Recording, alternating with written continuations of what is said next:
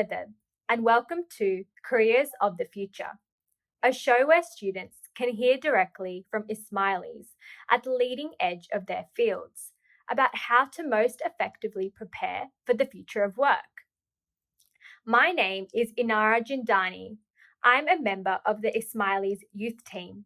I'm also a student, and I'll be your host for this episode. Today, we'll be exploring the future of the finance industry with our special guest, Dr. Sajjid Chinoy. Dr. Sajjid Chinoy is JP Morgan's Chief India Economist and also serves on the Economic Advisory Council to the Prime Minister of India. Dr. Chinoy has also worked at the International Monetary Fund and worldwide management consulting firm McKinsey & Company. He also has a PhD in economics from Stanford University. Dr. Chinoy, thank you for joining us today. Before we begin, are you able to define the work you do and how it fits in with the broader scope of the finance industry? Yeah, Madad, and thank you, Nara. Thank you for having me here. Well, what I do is I'm a macroeconomist that works for an investment bank, JP Morgan. So really what I'm doing is research related work, and it's macroeconomic research. So it's not research on a particular sector or a particular set of companies. It's covering the economy. So I'm looking at tracking, GDP numbers, tracking inflation numbers, following fiscal policy, following monetary policy, looking at the exchange rate. So it's really looking at macroeconomic research, but in a functional sort of way, not an academic sort of way, answering questions that may be relevant to, institutional clients of JP Morgan. And then some of the advisory work that I do for the government has a more policy bent to it. So you're trying to, anticipate and answer questions that are relevant for economic policy. So that's what I do currently. Right, that's so interesting. So, how was your life growing up, and how did it have a formative role in where you are today? The formative years, I think, play a really important part. I, owe everything to my parents and my sibling while I was growing up, because I think what's really important to have is having a very caring, environment at home. There was a lot of love and affection, and I think what was really important was from an early age, my parents kind of instilled a strong self-belief that if you put your mind to it, there's nothing you can't do. My mother kept saying, there's no such word as can't. So there was always a sense that you could achieve whatever you put your mind to. And I think the other, part that stands out from my formative years is that my parents were instrumental in opening a lot of doors. So when I was 9 years old, I wanted to go to boarding school at the other end of India. I grew up in Pune in Maharashtra. The boarding school was in West Bengal, which is on the east coast of the country. And many parents may have frowned sending, their child at the age of 9 to a school several thousand miles away for 9 months at a stretch. But they gave me that opportunity, and my best friend and me went there. And I think being independent from the ages of 9, 10, 11 were really important, for the subsequent years of my life. So I think both in terms of the affection at home, I think a sense of self-belief, and then opening doors that were crucial to what happened later in my life. Yeah, that's really great. So, in terms of that family life that you had and where you wanted to be, how did you know what career steps to take to get to where you are? And we know that your family was an inspirational guidance behind that, but was there anyone else that really guided you to get to where you are today? I grew up in the late 80s and early 90s in India before the spate of economic reforms. And so, frankly, the career opportunities were more limited. You had to make this choice of, well, either you pick science or you pick commerce. But at the age of 14 or 15, you don't know enough about these fields to make an informed decision. So another really crucial role that my family played was to try and facilitate my getting an opportunity to study as an undergraduate in the United States. So I went there to the University of Richmond, and back at the time it wasn't easy. This was the pre-internet age. Information was hard to get. It wasn't easy to get financial aid at universities abroad. But again, the fact that my parents were keen that that door was open was instrumental. And I went to the small liberal arts college, the University of Richmond. In fact, it's a funny story because I had applied for a full scholarship at Richmond, which typically was accessible only to students from the USA. And late one Sunday night, I get a fax machine, which you could barely read, which said that you're eligible for a full scholarship, but you've got to come for the final interview to Richmond, Virginia, and I had to be there within 72 hours. Now, this was 1992. I was 19 years of age. I didn't have a US visa. I'd never been to the US before. And yet, to be eligible for the scholarship, I had to physically be there in 72 hours. And it was a mad dash because my parents could have easily said, this is not worth doing. It's not worth going all the way there for one interview. Who knows whether you'll get the scholarship. But in fact, they pushed, and within 24 hours, I'd moved from Pune to Bombay. I'd gone to the US consulate with this little flimsy fax, and I got a US visa based on that fax machine. And 24 hours later, I'd bought myself a suit and a tie, and here I was on my way to the US alone. So I get to the US at the age of 19. I go to this small campus, and it changed my life because I gave that interview. I ended up getting this full 4-year scholarship, the Oldham Scholarship at the University of Richmond, and I'm very grateful to that university because I think the faculty there and my friends there changed my life. And so really that was kind of a turning point for me. So I go there, I get the scholarship, I come back, and I spend the next 4 years in Richmond. And here again, this is the early 1990s. So every Indian student wants to be a computer scientist. And so I go to Richmond and I sign up for all these computer science courses. And this is the beauty and the breadth of the American system, because if you're in a liberal arts curriculum, you're in fact forced to sample different classes. So even though I was determined to be a computer science major, I was forced to take English, I was forced to take journalism. And in my second year, I was forced to take an economics class. And I go into this macroeconomics class, and the professor, Dr. Dolan, who I'm grateful to, for my life, says, we're going to do this class without a textbook. And this was all new to me from India. So we did a macroeconomics class without a textbook because we were essentially, analyzing articles from a magazine from different Nobel laureates. And I was so struck by how interesting and engaging that semester of macroeconomics was that I immediately said, this is what I want to do in life. I found my calling in life. Economics is a wonderful mix between having a technical math component, but also having a component that deals with human psychology and sociology. And so the beauty of the American system was I could then, for the rest of my time as an undergraduate, combine a computer science degree with an economics degree. So, a lot of people, a lot of institutions have had a defining role to play. And my advice to anybody watching this is, don't go into this with preconceived notions. You should not be saying, I want to be a finance person because it looks good in my resume or it pays very well. What you really want to do is find something you love. You want to wake up in the morning and love what you do, and the rest of it, believe me, will take care of itself. Yeah, that's really great to hear.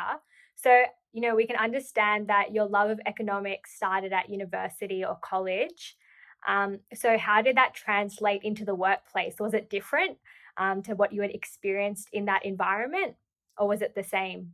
Well, that was just the start. So once I finished my undergraduate degree, again, it goes back to my professors at that university that said, if you really like economics, you have to drill deeper.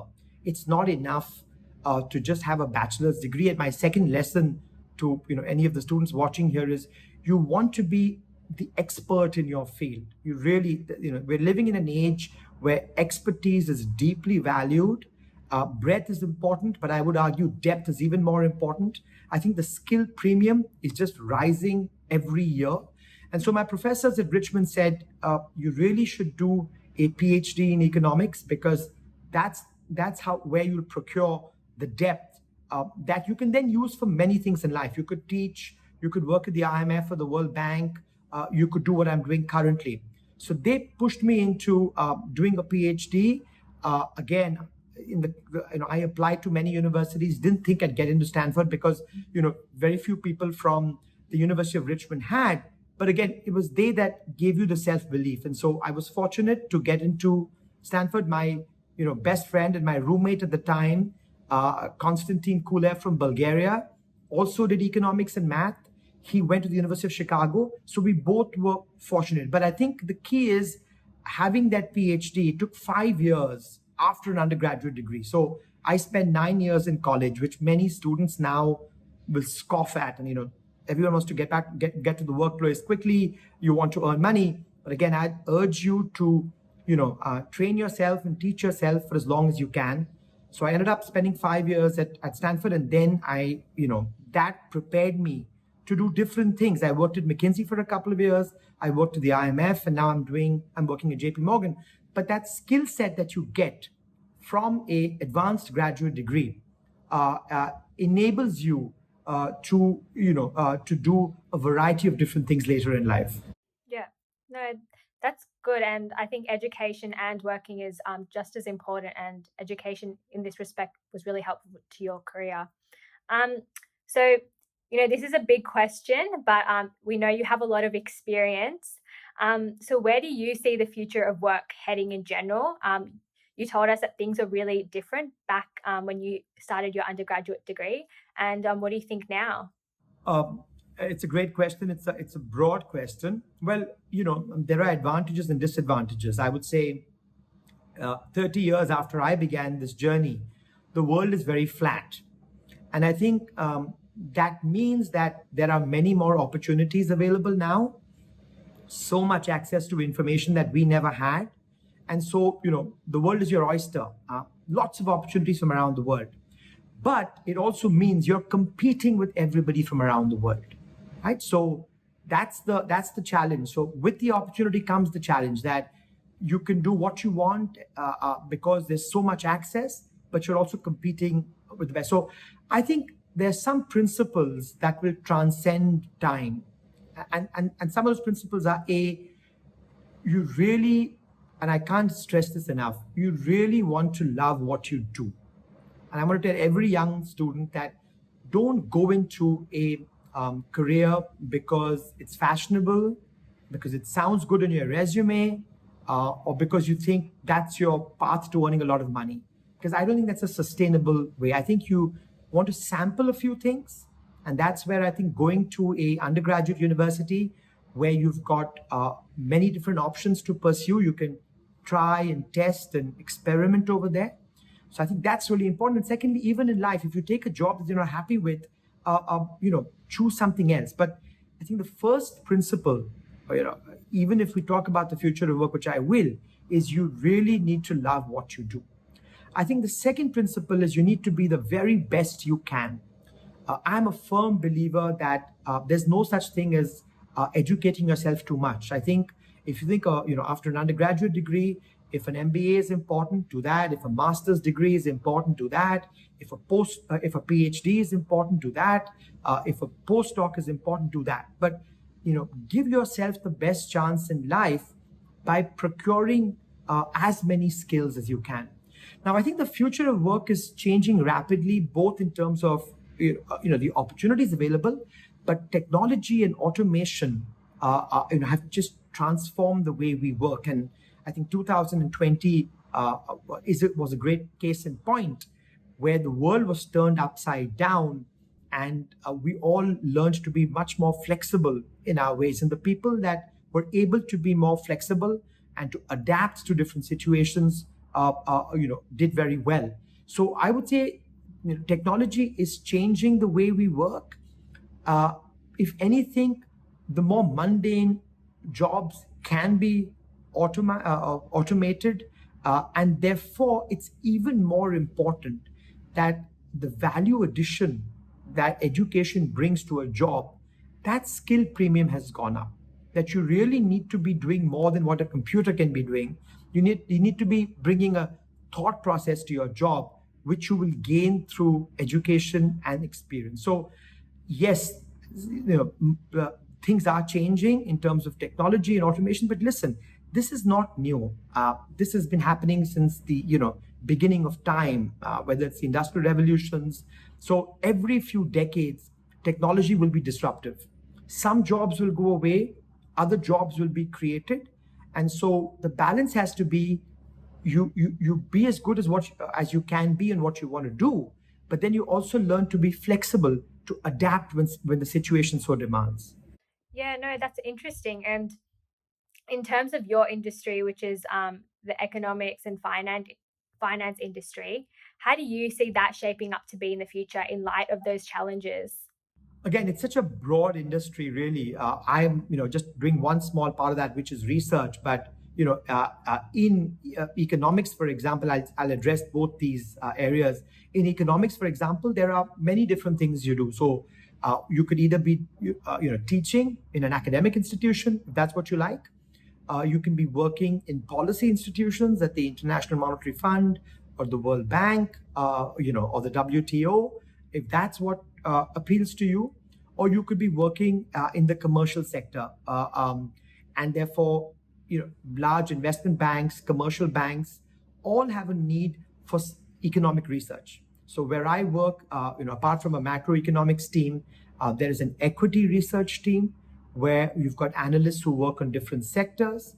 There are analysts that cover different firms. There are analysts that are working on big data. There are people working on fintech. So really, there are a large number of options, even within research, in the commercial sector. So research is a very broad area. I think, well, as you get through college, you'll have a better sense of whether this area appeals to you. Now, finance intersects with research, but again, finance is a very broad area. So there is a research component of finance. There is sales. There is trading. There's financial technology. So again, these are very broad areas, and I think people need to a understand what excites them, but b do a little bit more research and learn a little bit more about what each of these fields entails. Trading has a very different skill set. If you like numbers, you like algorithms, you like markets, then those are skills that you need for trading. If you like interacting with people and you like relationships, but you also like finance, then you may well have a role in sales. If you like technology and you like finance, then the intersection of that would be, fintech. If you like, answering questions and thinking more broadly about policy questions, then you want to do macroeconomic research. So the opportunities are varied and the skill sets that are required are quite different, which is why, again, this should be an organic process where you understand better what you like and you understand better what's available, and then you can hopefully get the fit right. Dr. Chinoy, are you able to tell us what the role of economics is in day to day life? It's a great question. It's a broad question, but we feel the impacts of economic policy in our day-to-day lives. So, at a macroeconomic level, the whole idea is to try and grow what we call GDP, gross domestic product, right? Which is a measure of what a country produces. And really, what you're trying to maximize around the world is how do we increase the size of the pie? And when you increase the size of the pie, that creates more opportunities for us on a day-to-day basis in terms of the goods we can afford, the jobs we have, the opportunities we have. So the world has actually seen the greatest prosperity in the last 40 or 50 years in the history of mankind, because we've seen global trade policy being aligned, because we've seen institutions being developed. Let me take the example of India. India has had 7% growth in the last 30 years. The economy has liberalized, and that affects us at a very personal basis. After the economic reforms of the 1990s, jobs came up, sectors came up, companies came up that didn't exist in the past.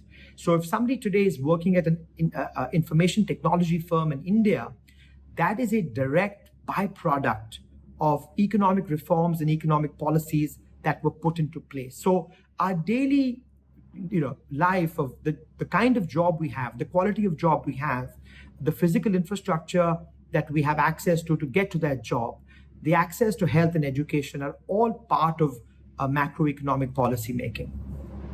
So, in terms of, as you said before, in terms of the critical skills, are you able to summarize for me some critical skills and traits that current students should look into obtaining to thrive in the industry? Yeah, I mean, I think the most important critical skill is learning how to teach yourself throughout life, because this learning is never going to end. You're never going to be in a situation where you say, well, I have these skills and that's enough. Times change. As you've seen in 2020, technology will change. The demands of what you do change. So the most important skill is learning how to teach yourself throughout the course of your life. Now, what are the specific skills that are required for what I spoke about? If you want to pursue a career in economics or finance, typically you should like analytical kind of work. So if you like quantitative things, if you like math, for example, that's a good leading indicator that you would do well. If you like statistics, for example, that you would do well in certain kinds of economic research. If you like markets and you like market movements, then that's a good indicator that you may well do well as a trader. If you love technology and how that's evolving and how you can use technology to solve, our daily problems, or then you want to kind of go down the fintech path. So the skills will change and will depend on what is it that you want to do. But I think the bigger lesson should not be forgotten, that you want to learn how to teach yourself. You want to become the best at what you do. I can't emphasize that enough. When we used to go to Jamaat Khana while growing up, I remember famously that the one line that we were told repeatedly is, there may come a point in time where you may lose everything in life, but you will never lose your education. So I can't emphasize enough the importance of breadth, but more importantly, depth. That you want to become a specialist in a certain area. Then you can always add arrows to your quiver. But you want to pick one area where you really know the subject very well. You like the area. And I think that's perhaps the most important attribute. If you go deep into one area and you know that well, and you like what you do, everything else comes together. But critical skills, I would just say those that like quantitative analytical work will have different opportunities. Those that like interacting with people may have a different set of opportunities. Those that like technology, there are other opportunities, and these are not exclusive. These are not mutually exclusive sets. Some people may have some combination of these traits. Wow, that's really great advice. Thank you so much. So, as we get to the end, I wanted to ask, where should high school and university students who are looking to get into the finance and economics industry start as a first step to get their foot into the door? So, my advice based on my life experience is be agnostic. It's great that when you leave high school, you have a sense of the fact that you want to pursue economics or finance. I didn't at the time. As I said, I was flirting between computer science, then I thought I'd be a journalist, and then I stumbled upon economics. So I would urge people in different parts of the world to try and look for the broadest undergraduate education that's available. I think the American system, where you've got a liberal arts curriculum, is a terrific template. So if you have access to a liberal arts curriculum where you can sample everything, right, that's perhaps a good starting point. And then if it turns out, having sampled other disciplines, that you're convinced that economics is what you like, finance is what you like, then things will take care of themselves, because then your professors will tell you what you need to do next, whether you need to go to business school and get an MBA, or whether you need to go and do a PhD. You'll get a better sense of whether you want to be an academic and teach, because the kinds of questions you're asking and the kinds of skills required there are different. Whether you want to be a policy economist and at some point come back to your home country and work for the government or work for the central bank, then you want to start thinking about institutions like the International Monetary Fund or the World Bank. If you want to go to the corporate sector and work over there, all of these questions get answered organically over time. So I think a starting point is, it's great that students know what they like, but don't commit too early. Get through that undergraduate experience where you're kind of testing yourself that this is what you really like, and then I think things will take care of themselves from there, because you will then know what you need to do next. And as Inara said, you want to get the balance between work and education right. So maybe you want to take a few years off work a little bit, and then come back for advanced education. But you want to be you, and I'm sounding like a broken record here. You want to develop the deepest possible skill in your area that you can when you finish your education. Thank you, Dr. Chinoy. Um, so, are there any other final words of advice you would give to the next generation of students on how to position themselves for the future of work? Well, you know what? Don't put too much pressure on yourself too early in life. If you relax and you're intellectually curious, things will take care of themselves. In retrospect, at the age of 16 or 17 or 18, our generation didn't put that much pressure on ourselves. We wanted to go to the US to see, all these different careers that were possible, but have a good time, identify what is it that really drives you.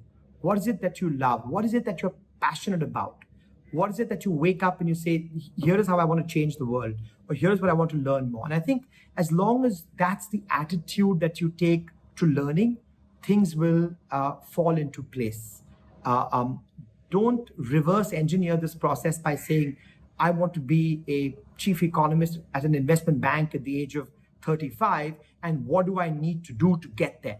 I think that's approaching this question the wrong way. Enjoy your education. These years will never come back. It's the time of your life where you meet, perhaps friends for life. Two of my best friends today are the people that I met on the very first week as an undergraduate in the US. So learn, enjoy, see how the world is evolving, and see what your role in that world will be in time to come. Dr. Chinoy, thank you so much for your time and your valuable words. And thank you to all of you for joining us today. Stay tuned to the Ismaili for future episodes where we'll be hearing from leaders in different fields of work to learn about how their industries are being shaped by the future of work.